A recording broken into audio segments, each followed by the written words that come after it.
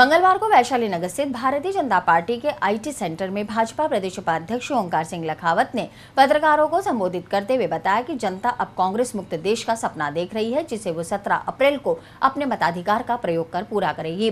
लखावत ने शहर जिला भाजपा द्वारा लोकसभा चुनाव के लिए की गई तैयारियों की विस्तृत जानकारी पत्रकारों को दी। लखावत ने बताया कि हर बूथ पर भाजपा के कार्यकर्ता अपनी पूरी निष्ठा के साथ मतदान कार्य संपन्न कराएंगे। 16 मई को पूरे देश भर में भाजपा के पक्ष में भारी बहुमत से जीत का ऐलान होगा और जन जन के लोकप्रिय नरेंद्र भाई मोदी प्रधानमंत्री बनेंगे।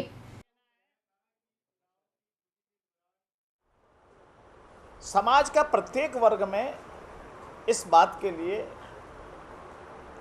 इस बार जिद कर रखी है कि इस कांग्रेस के कुशासन से मुक्ति देना और नरेंद्र मोदी जी को अवसर देकर अपनी आशा और आकांक्षाओं की पूर्ति की दिशा में सहयोग करना।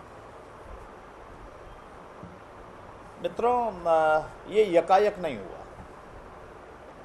कुल मिलाकर के कांग्रेस ने जो कुछ इस देश के साथ छलावा किया, जिस प्रकार का भ्रष्टाचार किया, जिस प्रकार की महंगाई हुई, जिस प्रकार कुशासन हुआ, और कुल मिलाकर अब जो बात सामने आई है, जो प्रधानमंत्री के कार्यालय से जुड़े हुए लोगों का और प्रधानमंत्री के मंत्रालय से जुड़े हुए अधिकारियों की पुस्तकों में जो बात कही गई है कि वास्तव में निर्णय तो सोनिया जी को फाइल दिखा करके किया जाता था। प्रधानमंत्री असहाय अपने आप को अनुभव करते थे। शायद हिंदुस्तान में इतने बड़े दुनिया के लोकतंत्र में ये पहली बार ऐसा हुआ कि ये बेनामी सरकार चली। ऐसा लगने लगा कि भारत के प्रधानमंत्री नहीं है, बल्कि किसी के डिक्टेशन पर और निर्देशन पर काम करने वाले एक प्रधानमंत्री के नाम पर किसी व्यक्ति को बैठा दिया गया है, जिससे कोई अधिकार नहीं है, न निर्णय करने का और न नीतिगत निर्णय करने का।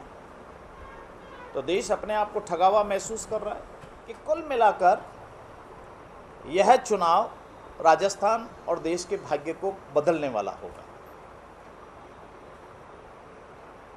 मतलब एक नए प्रकार की देश की आवश्यकता, यहाँ के जनजीवन की आवश्यकता की पूर्ति करने वाला, यहाँ के भौगोलिक संसाधनों का उपयोग करने वाला, यहाँ के खेत को पानी का काम और हर हाथ को रोजगार देने का काम यदि कोई कर सकता है तो नरेंद्र मोदी जी ने इस बात के लिए अपनी प्रतिबद्धता दोहराई है। और केवल दोहराई नहीं है, बल्कि गुजरात में उन्होंने करके दिखाया है। शिवराज सिंह जी ने क्षिप्रा और नर्मदा को मध्य प्रदेश में जोड़ के दिखाया है। वहीं कांग्रेस के पूर्व मंत्री ललित भाटी ने मंगलवार शाम एक प्रेस वार्ता आयोजित कर बताया कि भारतीय जनता पार्टी अजमेर के महत्व को कम कर रही है। इसके लिए उसने राजस्थान लोक सेवा आयोग का विखंडन कर अधीनस्थ कर्मचारी सेवा आयोग का गठन कर दिया। कांग्रेस नेताओं का यह भी आरोप है कि वर्तमान में सभी 8 विधायक भाजपा के हैं, लेकिन 4 महीने के शासन में अजमेर के महत्व को बनाए रखने के लिए किसी ने भी अपनी आवाज बुलंद नहीं की। भाटी ने कहा कि जब वसुंधरा राजे मुख्यमंत्री बनी, उनका एक सूत्रीय लक्ष्य रहा है कि अजमेर के महत्व को कैसे घटाया जाए। भाटी ने कांग्रेस द्वारा गुर्जर समाज के लिए किए गए कार्यों को भी गिनाया।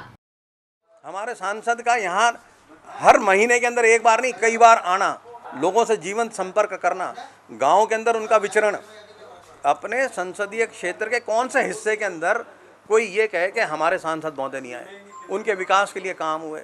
यहाँ पर बराबर और देहात के अंदर कांग्रेस कार्यालय बराबर जो है खुले हैं, वहाँ पर लोगों से उनकी कोई शिकायतें वो ली गई हैं, उनका समाधान करा गया है।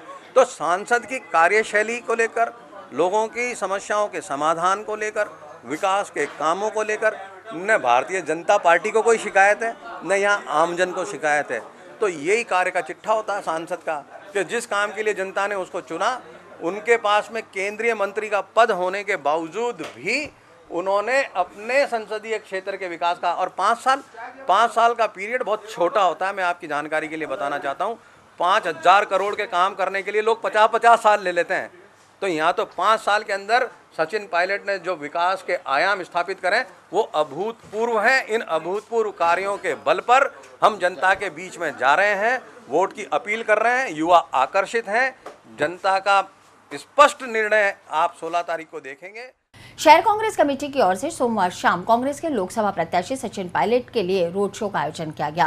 रात 8 बजे शुरू हुए रोड शो का काफिला कचेरी रोड, मदार गेट, नला बाजार, Dargah Bazaar, Delhi gate, Agra gate, station road, Kesarganj, Martindale bridge होते हुए नसीराबाद रोड, नगरा और जादूगर इलाके में पहुंचा। रोड शो के दौरान जगह जगह पायलट का पुष्पवर्षा और मालाओं से स्वागत किया गया।